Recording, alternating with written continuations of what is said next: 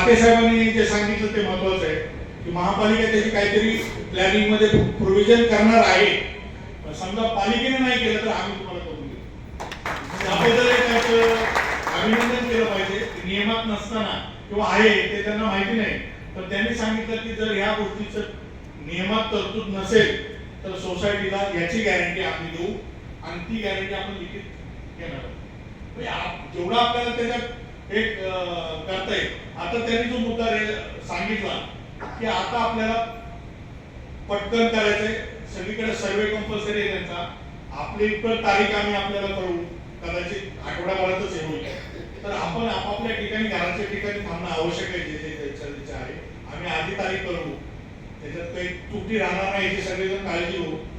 जी वेळ ठरेल त्याच्या वेळेस आपले डॉक्युमेंटेशन आपलं काम आहे. आता आचारसंहिता कधी लागणार तर पुढच्याच महिन्यात लागणार आहे. लक्षात घ्या, सप्टेंबर एंडला आचारसंहिता लागणार आहे. म्हणजे आपल्याला काम करायला 1 ते सव्वा महिन्याचं आहे. 1-1.25 महिन्यामध्ये त्यांना आपल्याला क्लिअर करून त्यांना त्यांचं नारळ फोडायची त्यांची तयारी. आणि एक आयत्या वेळेचा ठराव म्हणून मी जे साहेबांनी उल्लेख केला, याच्यामध्ये ज्यांनी तुम्ही काम केलं तर आपण हेच केलं पाहिजे. Garden reservation